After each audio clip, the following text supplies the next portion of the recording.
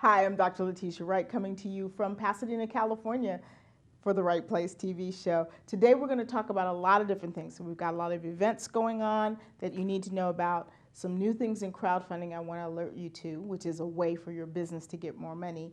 And I want to thank Gwenny B for this great outfit. And guess what? I have a special link for you to use if you'd like an outfit like this. Gwenny B is clothing without commitment that sends the boxes of clothes to your house for you. It doesn't get any better than that. Stay with us. This is the right place.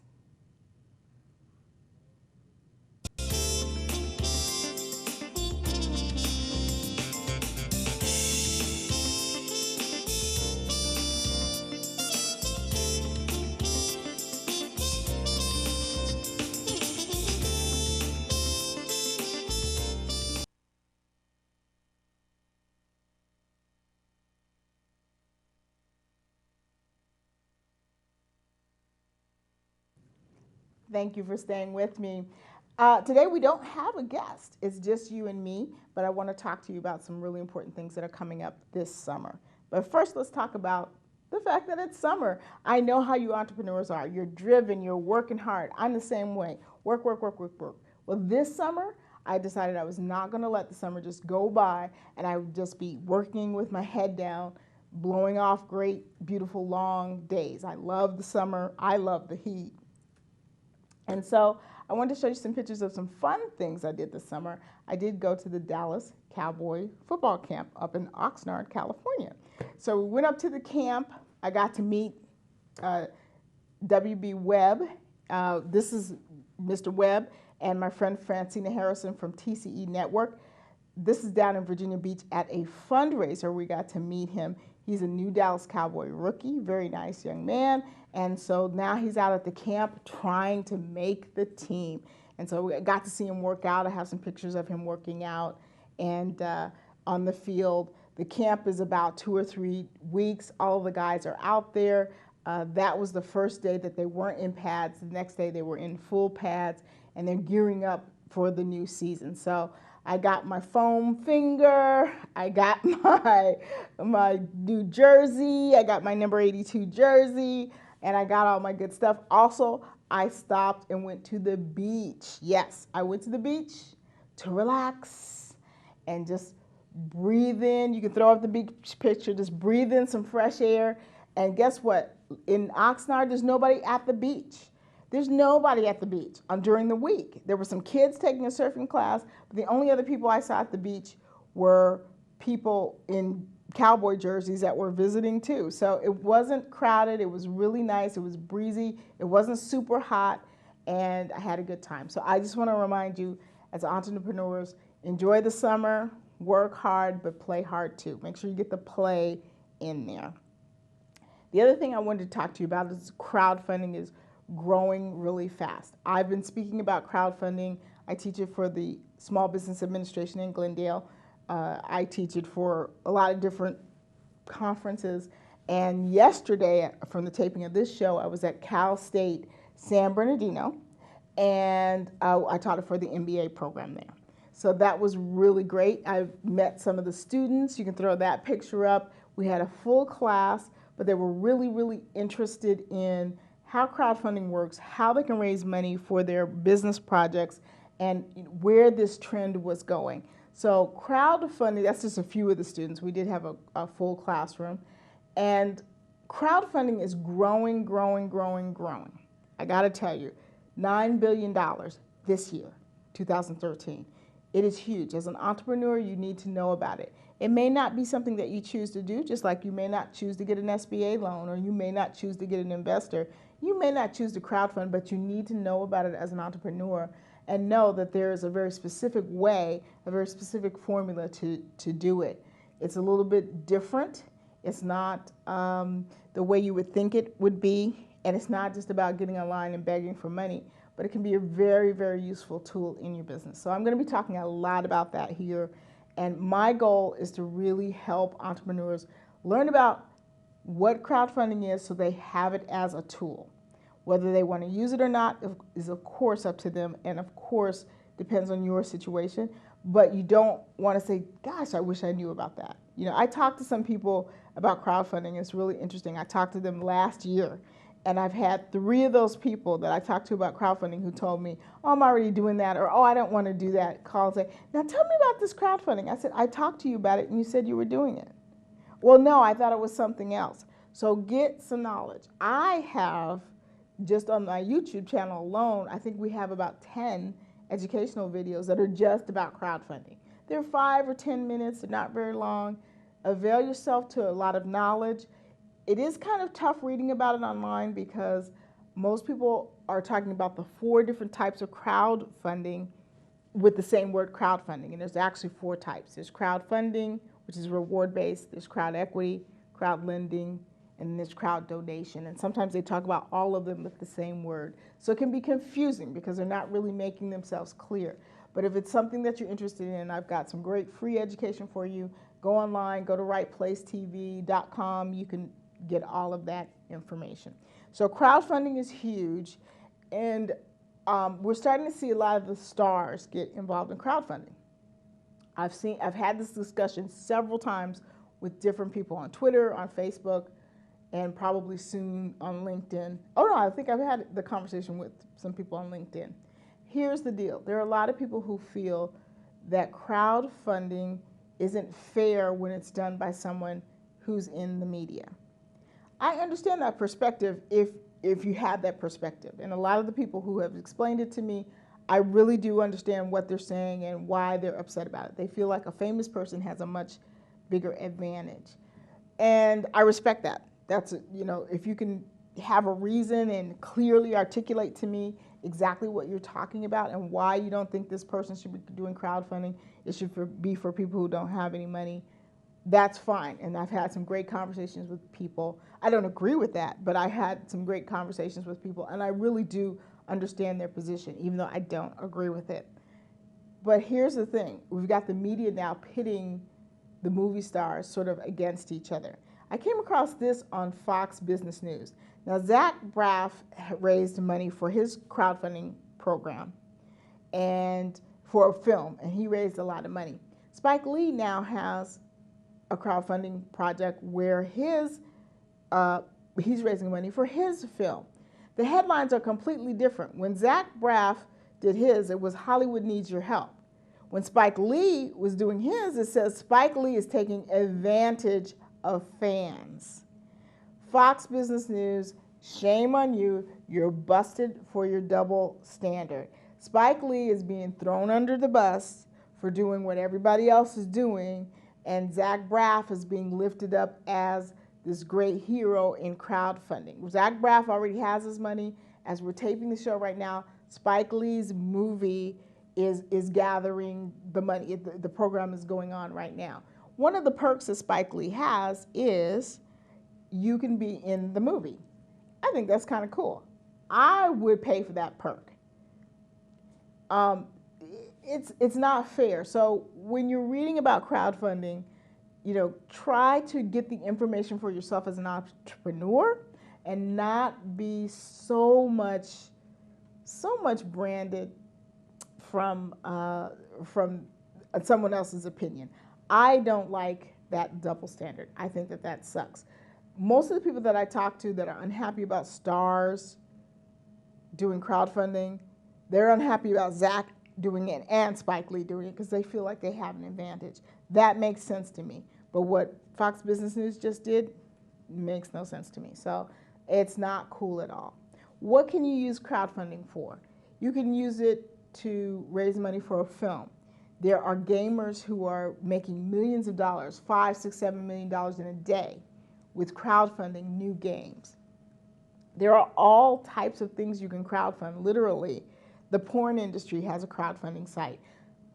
There's a crowdfunding site for women who want someone else to pay for their breast enhancements. There are crowdfunding sites for medicine. There are crowdfunding sites for tech appliances. Anything you can think of, there's a crowdfunding site for it. There's crowdfunding sites that specialize in children, helping children crowdfund, or people with special needs crowdfund. So crowdfunding is huge, huge, huge. And you need to know about it. You need to understand what it is and how it really works. And the next time that you get an email saying, hey, give me some money for X, Y, and Z, take closer look at it. It doesn't mean you have to give them the money, of course, but take a closer look at what they're doing and what's going on. As a business person, you need to know really, really what is happening. So that's just what I wanted to bring up there. Let's talk about some events. If you go to rightplacetv.com, we have an events column. You can go there, click on, and find out all the events. But we have, which I'm really excited about, I'll be a speaker for the Los Angeles Black Business Expo. It's going to be at the Convention Center, which is really kind of cool. It's going to be at the Convention Center, and I'm going to be talking about how to crowdfund your book. Crowdfunding your book is basically sort of pre-selling your book. So you would have a number of books already paid for before you even published it. That is a great feeling, to know that you're going to write this book and it's already sold. That's an amazing feeling. And of course, it makes it easier for you to publish. So if this is something that you're interested in, you want to write your book, the Black Book Expo, the Los Angeles Black Book Expo is free. They're offering my class for free. You can come in for free and learn about it. But it's this month, August 2013, so you need to register, you need to get on there so you can get all of the goodies that they have for you at the event. But I'm very excited to be presenting for them, and I'm very excited to come out and meet you. So come out and see me if you're LA based. I'd love to meet you at the Convention Center. I'll have some of my books. You know, I always have my books to sign and give away, and it'll be a great time. So I am super excited about that. Let's see. We're going to take a break. When I come back, I want to catch you up with the All I Want book, tell you what's going on. I also want to tell you about this hot new product. It is a hair care product and for natural hair. And this young lady is really making it happen. So we're going to take a quick break, and when we come back, we'll talk some more about business folks that are making it happen. I'll tell you what they're doing to make it happen that you can incorporate in your business. Stay with us. We'll be right back. This is The Right Place.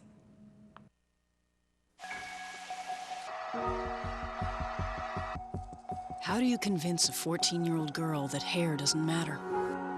When the diagnosis is childhood cancer, CureSearch.org can help. You're not as alone as you feel. Can you tell which of these children was not born free? Can you tell which of these children was not born equal? Can you tell which of these children does not deserve to be treated with dignity?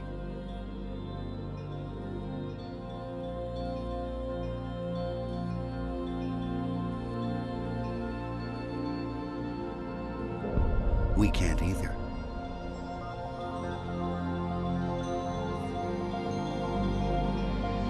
Human right number one. We are all born free and equal. What are human rights? Find out at youthforhumanrights.org.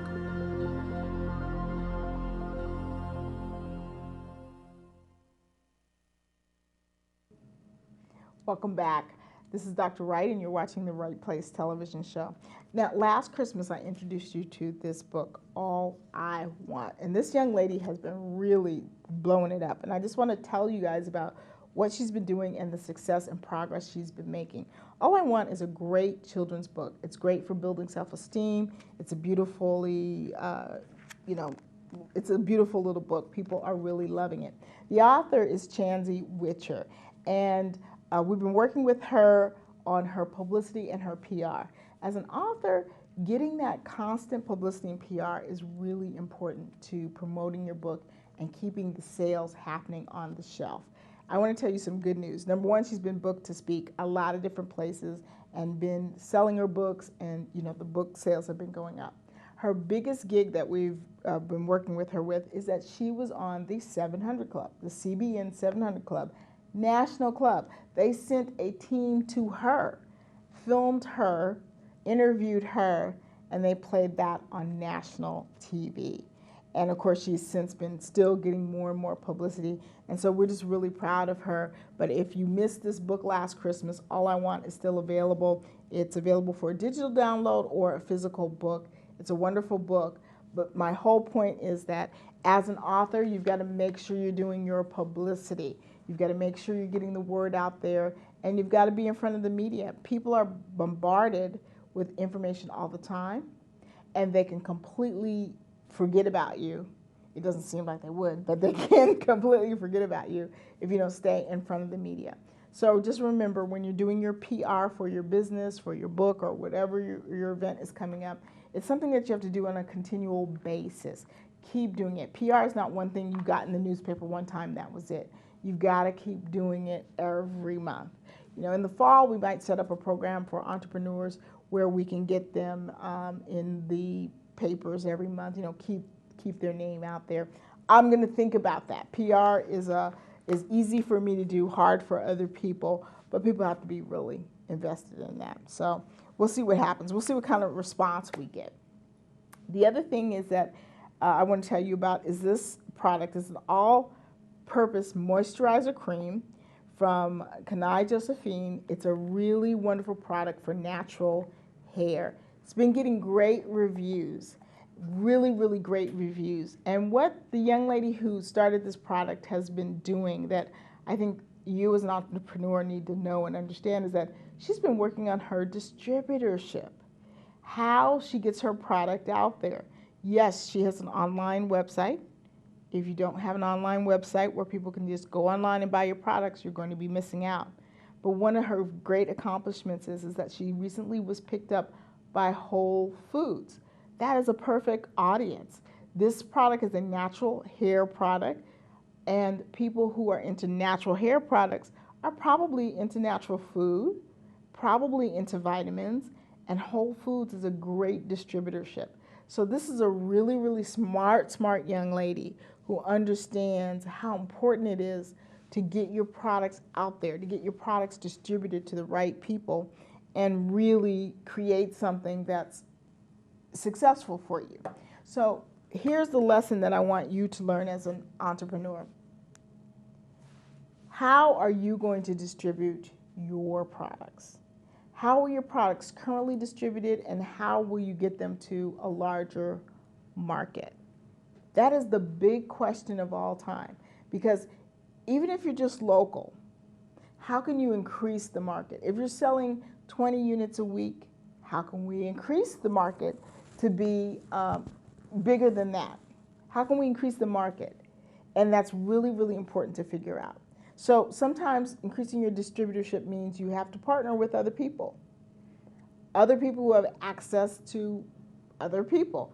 Whole Foods has access to lots of shoppers. So her being distributed in the store gives her access to all of those shoppers. You really have to think this through for your product. If you have a book that you're selling, if your book is available on Kindle, now you have access to readers worldwide. Worldwide. Kindle books, yes, they sell for less money than a physical book, but wouldn't you rather have that book in somebody's hand? You can't tell me that that's not as important as having a physical book. So have your physical book, but have your Kindle version. That's distributorship. It is partnering with Amazon, and yes, Amazon will get some of your money, but it's partnering. So a lot of you really, really, really don't have a way of making sure that your products are being distributed correctly. And I want you to look at your business. We're going into the second half of the year. For some of you, it's the last quarter of the year because you end your business year in the third quarter of the of the calendar year. Really think about that. What are you going to do with your distributorship? You have to get your products out there. You have to get your products out there. It's not a choice. How can you expand the market if you don't get your products out there? Do you need to hire a salesperson? What do you need to do? So it's really important that you think about that. These are some great examples of people who have gotten out there, made sure that they've gotten the attention of the people they need to get the attention of, and get their products into the hands of certain people. So if you want to know some more about that, of course, you can go over to rightplacetv.com. We've got a great set of blog articles about business, of course, more shows about business, because that's what our shows are all about, and books about business. So I just want to make sure we covered all of that. In the fall, this is a whole new event, TCE Business Summit. I don't know if you like to travel for conferences, but the other thing about business is that you got to get out of your house and you got to get out of your office. You have to go and mingle with people. You have to go and meet new people. So we'll be going in the fall in October to the TCE Business Summit in Virginia Beach.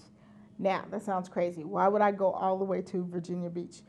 The honest truth is, ever since I've connected with this particular networking group and gone to their events, every single time I've gone to their events, it has resulted in deals and money in my pocket. I kid you not. It's not always about sales. One year I did sell kind of a lot of stuff, and that was kind of cool. But the years that I didn't sell stuff were years that I was able to connect with people, make a partnership that throughout the year turned into something absolutely fantastic. And I don't endorse a lot of groups. So if a lot of people that are watching this show, you know me, you know you don't see me out networking a lot. I'm very, very particular about where I network. And I'll talk about my networking rules. There are rules you can adopt or not adopt, but I'll tell you what my networking rules are a little bit later. But the deal is, it's so worth the trip because this is a group of positive people who are moving forward. And when you are connected with them, fully connected with them, you can get connected with the resources. So when you're out there networking, it's not always about how many items did you sell. Did you really connect with someone? It's not about passing out your business card to everybody like you're a blackjack dealer. It's about really making a connection. Okay, so this is how I network. You can take this style or not. I'm very particular about networking groups. Right now, the products and services that I offer are a little bit on the high end. They're not cheap products. And so when I go to networking groups or when I look at a networking meeting to attend, I look at the cost of the networking meeting. If I'm the speaker, it's a little bit different. But if I'm just going there and I'm going to just be in the audience with everybody else, I want to be someplace where people are paying at least $25 to $50 to get in or more. Why? Because I have a high-end priced product. And people who are going to free networking meetings, there's nothing wrong with free networking meetings and there's nothing wrong with that people, but they're in a certain mindset and they're in a certain price range that they want to stay. If they didn't pay to go to this meeting, they're probably not going to pay to buy your stuff. That's my philosophy. Other people have different philosophies about it, but that's how I figure out where I'm going to network. Once I figure out that this is an event that I might want to attend, I start zeroing in on who's going to be there. For example, if I know someone's going to be there, or they're going to have a table at that event and I want to meet them and talk with them, then that's great because the networking event works so that I can meet that person. Then I've met my goal. Anybody else is gravy. Everybody else is just a bonus. So I always have at least 1 to 3 people in mind that I need to meet. Not 10 people that I need to meet, not a quota of 25 that I need to meet and pass my card out to. Where do most of those business cards go? People don't even bother to put them in their database anymore. You don't need to connect with everybody. You just need to connect with some very important people to move your agenda forward. There's a networking event I'm going to, it's a networking event and reception I'm going to, that I'm going to meet the president of the organization because when I called them, I thought this event was a monthly event. It turns out it's their once-a-year event. And I said, well, I called to have you consider me as a speaker. And she said, well, I'll consider you as a speaker, and I hope to see you at the event. So guess who's going to show up with her event, at the event, with her whole little, all my little information and papers and everything. I'm going to be there. I'm going to network. My whole purpose is to meet the president that I talked to on the phone and get a chance to share with her who I am and what I want to offer, And next year, when they're considering who they want as a speaker, I clearly will be the first person. My stuff will be there the longest. Everybody will know about me longer than, anybody else. I hope they'll choose me as the speaker, but I'm making a great connection. So sometimes you have to do that. Is it worth it to go out and go to this event for something that's going to be booked a year in advance? Absolutely. Who's not planning a year in advance? I hope that you're planning at least to the end of the year. I'm planning to the end of the year, so I hope that you're planning to the end of the year and beyond. You've got to be projecting and making projections about what you're doing and the income that you have coming in. It's really, really important. So one more thing before we go, we got 2 more minutes. I do have the Crowdfunding Strategy Summit coming up. If you're interested in learning about crowdfunding and putting together all of the tools you need for crowdfunding, your story, why people should give you money, your video, putting together a great video that will get you the money that you're looking for, and publicity that'll get people interested in your project, then that's the event to go to. You can go to rightplacetv.com and learn more about the Crowdfunding Strategy Summit. All right, that's all we had time for. This has been a great show. Of course, I want to thank GwennyB.com and Yana Cosmetics. It's been great to be back in the studio and see you. The summer is for fun, but it's also for making money, enjoying yourself, and learning some new things. So if crowdfunding is something you haven't learned about, then you need to do it. This is Dr. Letitia Wright, and you know what I always say at the end of the show? Ignoring one's conscience is neither safe nor right, and I'll see you next time.